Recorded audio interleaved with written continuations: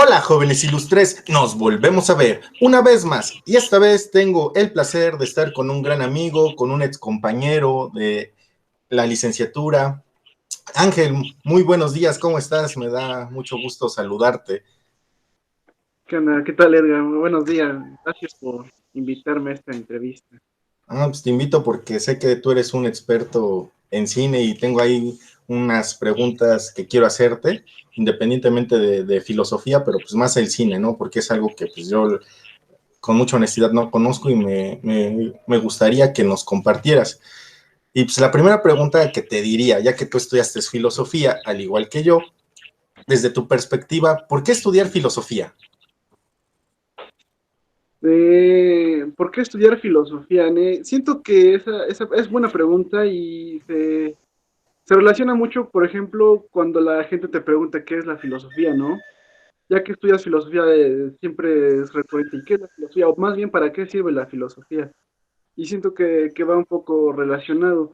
Yo diría, ¿por qué estudiar filosofía? Yo creo que sería bueno abordarlo desde el ejemplo de, pues empezar a hablar desde cine, ¿no? Y desde la realidad, porque siento que, por ejemplo, eh, últimamente, en los últimos días, revisité Matrix, toda la trilogía, y creo que muchos la consideran ya una película bastante filosófica, incluso se han hecho varios análisis filosóficos sobre la misma película, pero lo principal yo diría y lo que nos enseña Matrix es esa crítica a la realidad, ¿no?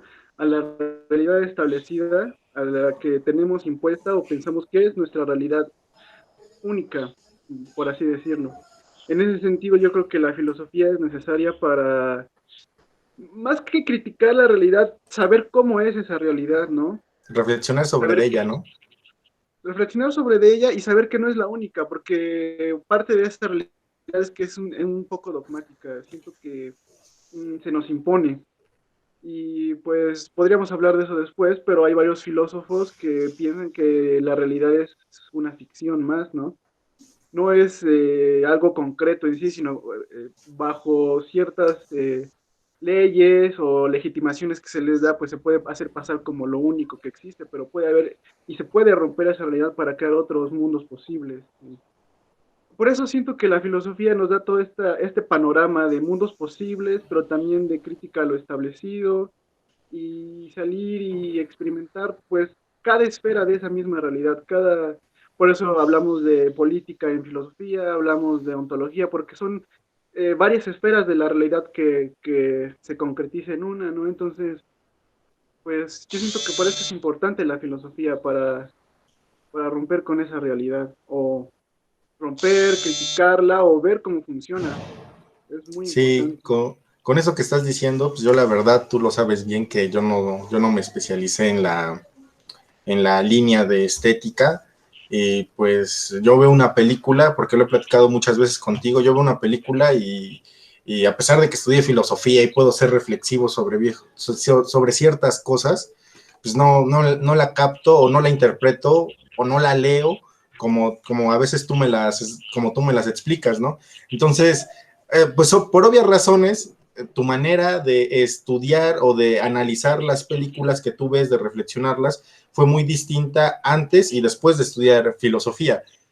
¿Cómo te ayudó la filosofía del arte o los filósofos que hablaron sobre el cine a ver una percepción distinta de los films, ¿no? Porque pues, yo los veo y pues sí, no soy experto en eso, no me considero bueno, y yo nada más me guío por los efectos especiales y quizá un poco por la trama, y nada más, o sea, no detecto nada más. Pero a ti, ¿cómo te ayudó la filosofía para ver lo oculto de los films o a darle una perspectiva totalmente distinta?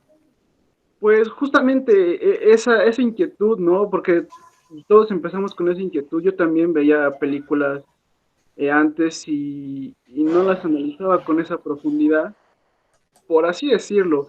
Porque después, cuando entré ya a filosofía y empezaron a ver tanto recomendaciones de películas, porque encuentras un mundo cinéfilo. Siento que filosofía encuentras a un mundo cinéfilo. Hay mucha gente a la que le encanta el cine y de ahí conocí a varios compañeros de la misma facultad que me empezaron a mostrar otras películas de las que ya había yo visto antes.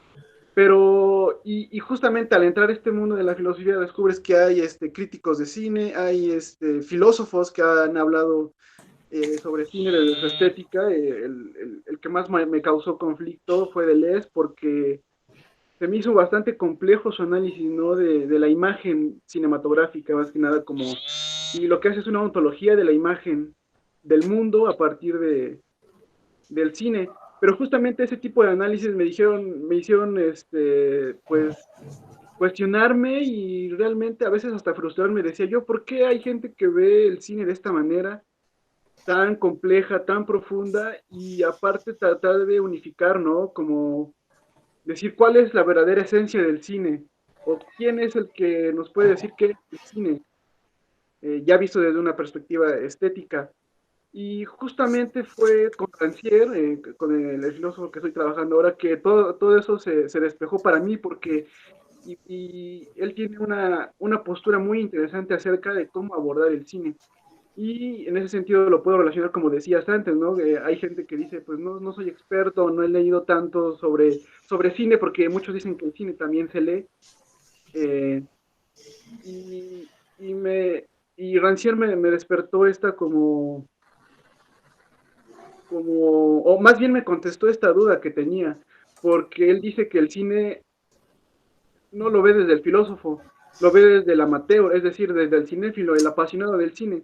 Eso a mí me voló la cabeza porque dije, está haciendo como una política dentro de la misma crítica y especialización del cine. Es decir, él consideraba que Deleuze era un gran filósofo, pero él tenía su perspectiva de ver el cine. Es una forma más de ver el cine, no es la única.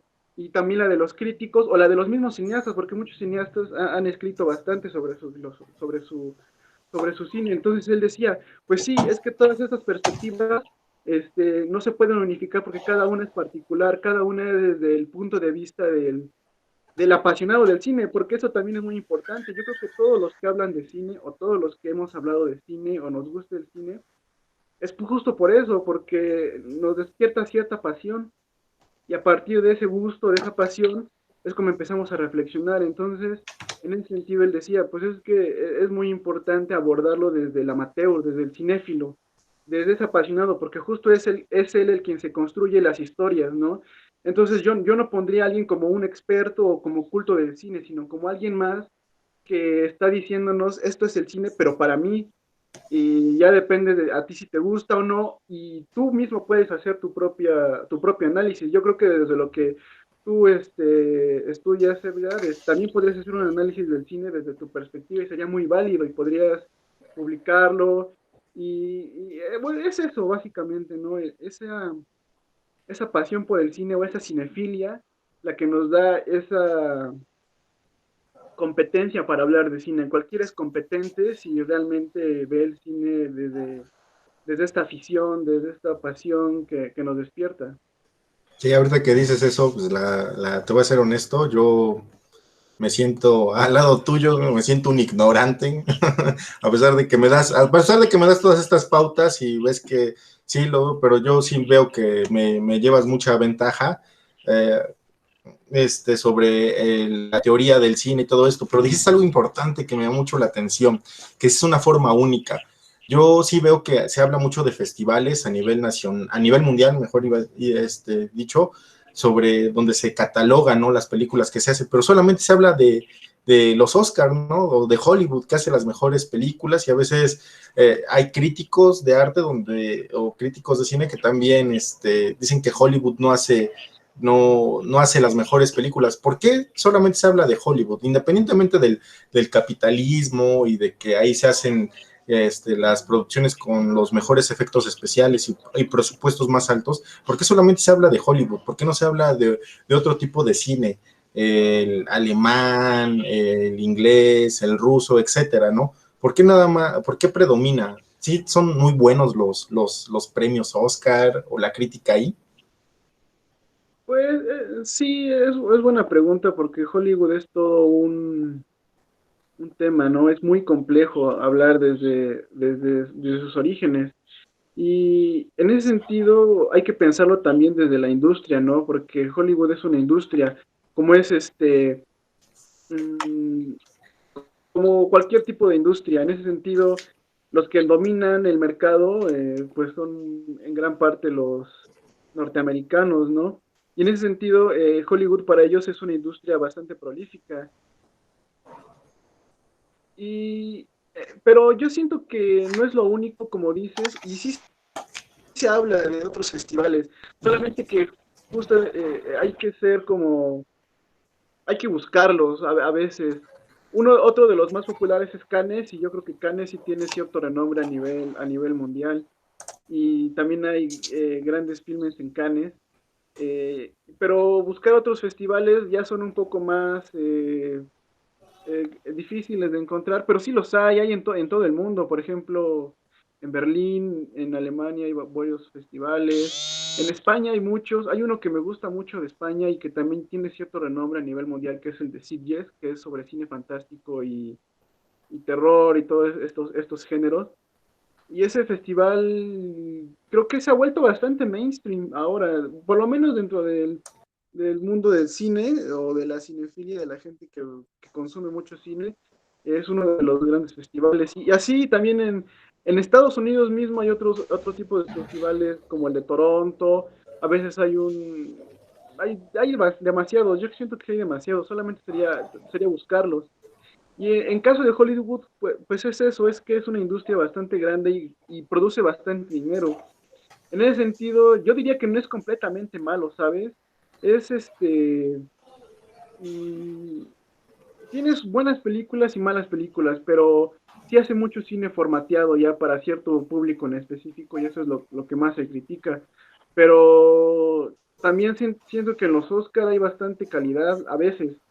A veces depende de los años, pero hay veces que hay muy buen cine que yo diría que sí se puede comparar a cualquiera a nivel mundial y también hay muchas cosas malas.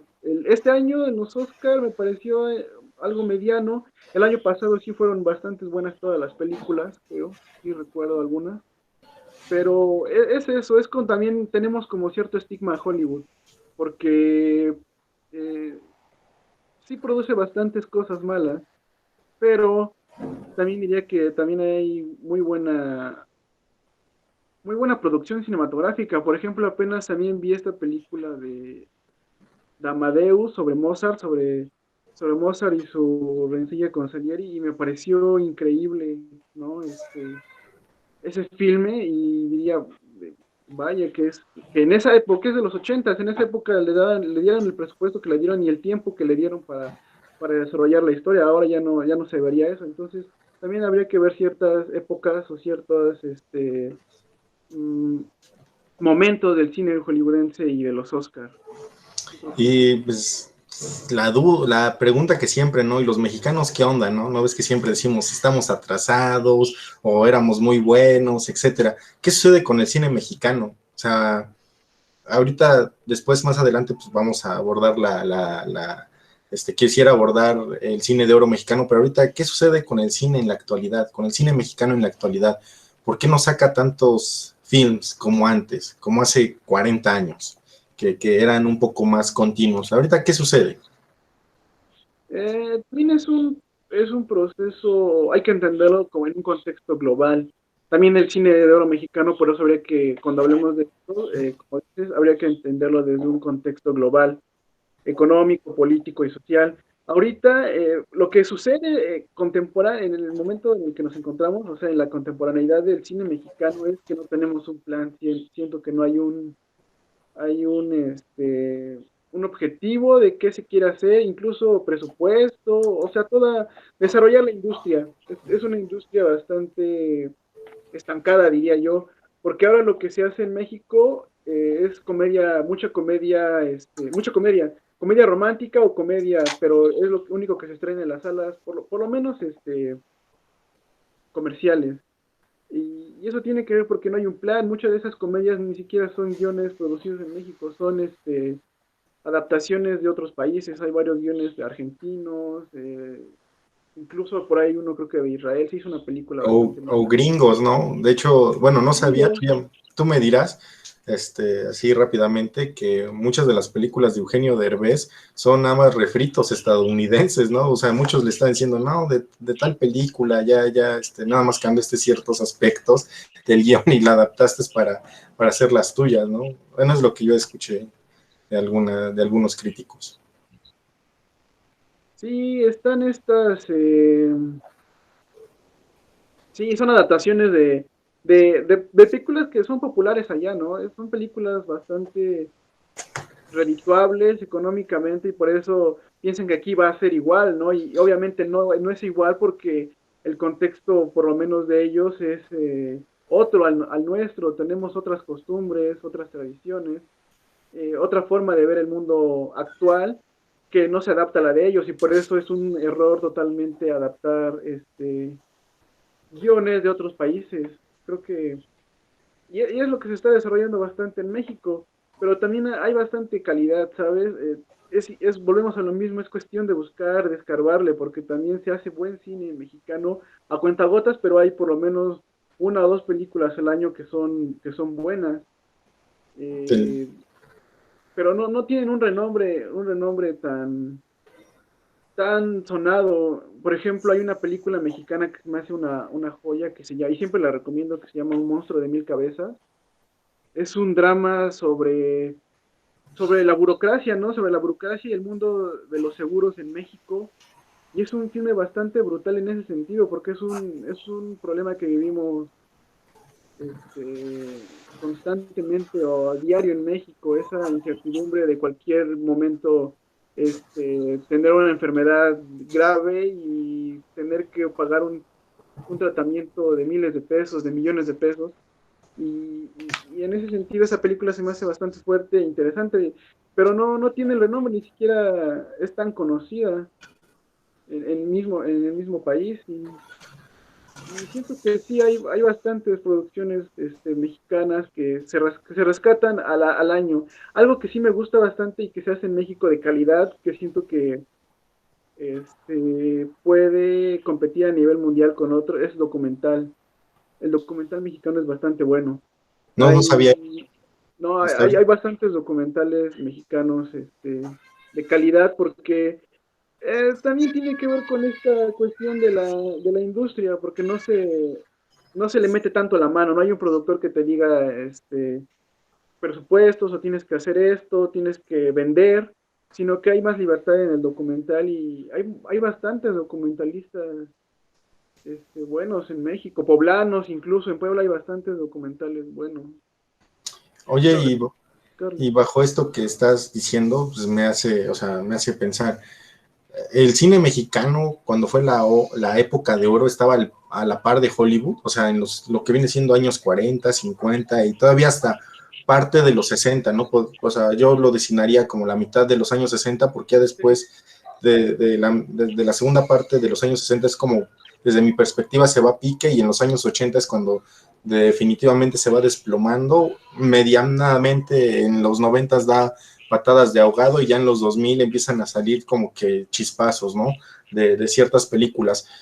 ¿Qué es lo que sucedió? O sea, si México si era considerado el cine mexicano como de los mejores a nivel mundial, la época de oro, le competía a Hollywood, ¿qué es lo que sucedió? Pues se puede hablar de corrupción, de planeación, ¿qué es lo que pasa ahí? Se le sacaron las ideas y te quiero poner un ejemplo, ¿no? Yo no sabía, ya, yo no sabía sobre la película de Luis Buñuel, sobre los olvidados, cuando sale en 1900, no recuerdo, creo que 59, algo así, 55, 59, no recuerdo bien la fecha, No me cuando acuerdo. sale, no, se quedó menos de una semana en cartelera. O sea, y su contenido me parece súper fantástico. Entonces, yo dije, pues, ¿por qué duró tan poco en cartelera y otras películas duraron más? O sea, ¿qué es lo que pasa ahí? Si había buen material, había buenos cineastas, ¿por qué no se mantuvo a la altura de Hollywood? Esa también es una buena pregunta y también tiene que ver con un contexto global, porque en esa época que triunfó el cine mexicano y que se llamó la época de oro del cine mexicano, tiene que ver con qué pasaba en Estados Unidos y en Europa. Estaba la Segunda Guerra Mundial y en ese sentido no se le invertía tanto a la industria del cine en Estados Unidos y en Europa, porque estaban más enfocados en el problema de la guerra, en problemas económicos, y fue cuando el cine mexicano tomó más renombre, porque ellos no estaban tan involucrados en la guerra y tuvo esta oportunidad de ciertos productores, de cierta gente, posicionarlo a nivel global. Entonces, pero también había muy buen cine, por eso se hizo muy buen cine, porque también creo, por ahí escuché a un crítico decir que muchos de estos sonidistas, guionistas, a veces fotógrafos, gringos emigraron a México porque pues no estaba Hollywood no estaba en su mejor momento en esa época porque estaba el contexto de la guerra. Entonces también este contexto que ocurría a nivel mundial fue lo que le dio esta base a México para hacer buen cine y después ya hubo gente que lo posicionó ya en lo que fue en esa época. Y había grandes directores, estaba Gabaldón, Roberto Gabaldón, el mismo Luis Buñuel, pues fue muy importante para esa construcción del cine, de la identidad nacional, aunque con el ejemplo que me das de Los Olvidados, no sabía eso que duró poco en cartelera, pero también es porque había ciertos temas que se podían hacer y que eran Mm. populares y que vendían. Si recuerdas, casi la mayoría de las películas Soy pobre, del pero cine. soy feliz, ¿no? Sí, y sí, con las de Pedro Infante y también la identidad del ranchero, ¿no? Porque tenían mucha identidad mexicana. Incluso creo que la primera que fue popular fue la de Allá en el Rancho Grande, algo así me parece, la primera película considerada dentro de la época del cine de oro. Pero es que esos temas eran recurrentes porque nos daban la idea de identidad mexicana de poner nuestras tradiciones en alto y eso también hacía que ciertas películas con tema social fuerte como Los Olvidados, que reflejaba el México pues, de los barrios bajos y de la gente, de los niños en la calle, ¿no? Este, Que era también, como, créeme que no lo veo como que tan distante, ¿eh? O sea, yo viviendo en el 2021 como que pienso que no es tan distante, o sea, sí obviamente se han acortado ciertas brechas, pero no lo veo tan distante, es una buena película para reflexionar. sí, se extiende hasta nuestros días, es un filme bastante bueno porque conserva cierta actualidad hasta ahora. Y, por ejemplo, mira, antes de que muriera Mario Almada, no sé, ya tiene como 10 años o 15 años, que dijo que el cine mexicano se vino a pique con el cine de ficheras, ¿no? Que empezó a mediados de los 70. Desde que empieza el cine de ficheras, siempre hay desnudos en casi todas las películas mexicanas que salen, siempre hay desnudos. ¿Por qué hay desnudos? O sea, o sea, no entiendo eso. O sea, yo desde mi perspectiva decía, pues somos morbosos o nada más queremos ver una mujer, una actriz desnuda, porque realmente el hombre, pues ni siquiera, el actor, el hombre que hacía, ni siquiera era tomado en cuenta, no solamente la mujer. Pero ¿por qué el cineasta mexicano, gran parte del cineasta mexicano, pone siempre desnudos? O sea, siempre hay desnudos. ¿Qué es lo que sucede ahí? ¿Es algo cultural o es algo que vende? Porque lo acabas de decir también que es importante el marketing, ¿no? El poder vender, el que el film sea promocionado y si hay una actriz popular, famosa, mexicana que lo está haciendo y se puede ver su desnuda, su cuerpo desnudo, pues obviamente que muchos van a ir a ver, a juzgar, ¿no? A ver, a morbosear, como se dice. ¿Tú qué piensas sobre eso? Sí, es que esa es la base del cine de ficheras y fue cuando decayó el cine de oro o esa época, ¿no? Fue en los 70s y 80s, que fue el que dominó el cine de ficheras. Sí tiene que ver un poco esta idea del desnudo, que vende, porque sí vende, pero también es la herencia que tiene, ¿no? Porque el cine de ficheras se gestó a partir, creo, del cine de rumberas. Creo que antes, no sé si recuerdas que había este cine que también era como sesentero, de las rumberas que no salían desnudas, pero hacían los bailes exóticos, como de Ninón Sevilla, creo era, Sí, sí, Don cubana. Bulele. eso lo juntaron con cierto, por ejemplo, en Italia había cine erótico, o con cierto tipo de cine erótico. Entonces, juntando todo eso, todas esas herencias las llevaron a crear un género que, pues, sí es muy criticable. Muchos lo critican ahora, el cine de ficheras, y porque no tiene ningún contenido cinematográfico relevante, se basa en eso, en el desnudo, porque también, pues, está ahí, hecho desde la perspectiva machista, ¿no? Por eso me recordó o me remitió a lo que decías hace rato, de que los hombres pues casi nunca salen desnudos o no son objeto de, de explotación sexual en la pantalla, por así decirlo, porque es justamente desde la perspectiva del hombre que se está haciendo esto, desde una posición machista. Entonces lo que ven es la mujer, es esta denigración de la mujer, pero también va acompañado pues de falta de, de, de intención de hacer algo con el cine más allá de vender y de hacer cine, porque por eso duró varios años, se estableció porque era algo que era muy consumido. Al ser consumido, pues mucha gente lo empezó a hacer más, más redituable, incluso creo que hasta los 90 todavía podría haber cierto rastro de ese cine, pero ya muy decadente, más decadente aún. ¿Y tú crees que algún día el cine mexicano vuelva a su grandeza? O sea, ¿crees que se pueda? Obviamente que no puede competir contra efectos especiales, ¿no? Eso es casi imposible que el cine mexicano pueda competir contra ello, pero en la esencia del cine, en el contenido, ahí sí lo puede hacer, en la trama. ¿Tú crees que algún día pueda llegar a posicionar ya no una o dos películas, como dices, al año, si unas 5, 10 películas buenas al año? Pues depende de qué intención se tenga, porque decía, no hay un plan ahora de hacer pues algo con el cine en México. Lo hay con el documental, como te decía, pero no con el cine de ficción, digámoslo así ahorita. Eh, Porque tuvo su época a finales de los 90, como creo que decías hace rato también, fue cuando empezó esta ola que se le llamaron el nuevo cine mexicano, con muy buenas producciones, como Perfume de Violetas, y ya después con Amores Perros fue como el boom, ¿no? El empezar a hacer este otro tipo de cine, surgieron los Cuarón, del Toro, que hacían ese cine mexicano, ¿sabes? Era un cine mexicano que estaba hablándole al mexicano de su actualidad, de su momento.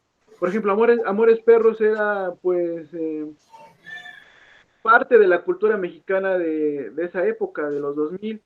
Igual Cronos, aunque de Guillermo del Toro, aunque es una película de ficción, digo, de fantasía, de vampiros, pero está en cierta forma adaptada al contexto mexicano. También la misma comedia romántica que yo pienso que es esta película de Cuarón, la de Solo con tu pareja, que es muy buen filme. Solo con tu pareja es un gran filme y es una comedia romántica porque está adaptada al contexto mexicano. Le están hablando al mexicano y eso es lo que no se tiene ahora y que nos remite a lo que te comentaba hace un rato, ¿no? No hay una identidad mexicana ahora en el cine porque todo es adaptación del, del cine gringo, del cine argentino, de lo que pega, de lo que es popular en otras partes, puede ser popular aquí, pero obviamente no tiene ese impacto porque no le están hablando al mexicano, ¿no? ¿Sabes? Es eso, yo creo. Si tuviera un futuro ahora, tendrían que justo eso, hacer un cine para México. Porque obviamente, como dices, no puede competir con las grandes industrias, pero sí se puede hacer buen cine incluso con bajo presupuesto. Y ahora sí se hace buen cine con bajo presupuesto. Hay cine igual fantástico con Isaac Svan, que es un cineasta mexicano que hace mm, cine de ciencia ficción, y es muy difícil hablar de ciencia ficción en México, ¿sabes? O sea, muchos dicen, no existe eso en México, en México no hay cine de ciencia ficción. Eso lo hacen los gringos con las grandes producciones, pero en México no. Y sí hay cine de ciencia ficción, solamente es buscarle. Hay buen cine de terror mexicano, hay buen cine político y social mexicano, pero se hace a cuentagotas, como te decía, porque no hay un programa, un proyecto de hacer algo más grande. Y pues ya para terminar, la última pregunta. ¿Qué recomendarías a las nuevas generaciones o a personas como yo, que a pesar de que tenemos, bueno, se supone que estudios, ¿no? Estudiamos, etcétera, cómo interpretar o leer una película, ¿no? Cómo saber que lo que te pone el director es como para que tu imaginación empiece a volar, ¿no? Pero no, yo, y muchas personas, al igual que yo, de seguro nada más vemos la pantalla, vemos que camina, ¿no? La persona, camina el actor, pero no vemos la simbología que rodea esa escena, ¿no? Porque yo de lo que me he dado cuenta es que todo eso lo involucran. O sea, ¿qué nos recomendarías a todos los que no podemos hacer eso? Empezar a ver el cine desde una perspectiva, escuchar a los cineastas, leer un libro, buscar en YouTube, ¿qué es lo que tú recomiendas? Pues todo, ¿no? ¿Sabes? Si realmente te interesa hacer algo más con el cine, yo diría no aprender o ser un experto, no, eso no debe ser algo importante, sino simplemente saber más y más, porque es un arte, al final de cuentas también es un arte, y en ese sentido tiene grandes paradigmas, que es lo que nos provoca el verlo y nos provoca el leerlo. Yo sí recomendaría bastante leer filosofía del cine, pero también crítica del cine, pero también a los mismos cineastas, como dices, hay muchos cineastas que han escrito desde los años 20 o 30 con Jen Epstein. Epstein escribió cuál era su perspectiva del cine en esa época y el futuro que podía tener como modernidad artística. De ahí podría decirte también los grandes directores han escrito como Tarkovsky, como el mismo Pasolini, Bergman, todos han escrito lo que han querido decir en su cine, pero también lo que es el cine para ellos. Por eso también es importante leer esta otra perspectiva o fábula, ¿no? Cinematográfica, así le llama Rancière, a todas estas teorías del cine, fábulas, porque al final es la fabulación que crea cada quien de su visión del cine. Y lo que más recomendaría es ver mucho cine, o sea, buscar y buscar, este, que es donde más aprendes, ¿sabes? Es donde más tienes como cierta sensibilidad, vas desarrollando cierta sensibilidad hacia ese arte, hacia esa representación de la realidad, pero también de la ficción y también de todo lo que se puede combinar en el cine. En ese sentido, yo lo que recomendaría es buscar bastante, ver todo lo que se pueda, todo lo que se pueda. Hay bastante. A cada año hay bastantes películas que se hacen de calidad en todo el mundo y también hay mucho que se ha hecho que es bastante interesante ver. Eso yo recomendaría. Pues muchas gracias, Ángel, por tu tiempo. Espero volverte a entrevistar en un futuro. Voy a entrevistar a un cineasta poblano y estoy tratando de que empatar sus tiempos, el tuyo y el de él, más que un debate, que sea un diálogo, ¿no? Compartir cómo ve el cine un cineasta y cómo lo ve un filósofo, ¿no? Un crítico de cine o alguien que es apasionado al cine. Pues te agradezco tu tiempo. Y pues muchas gracias y espero que con todo esto del COVID, pues tu familia esté bien y todas las personas cercanas a ti. Gracias, Edgar. Fue un gusto y bastante entretenido hablar de estos temas que son bastante interesantes. Sí. Y gracias, y también espero que estés bien.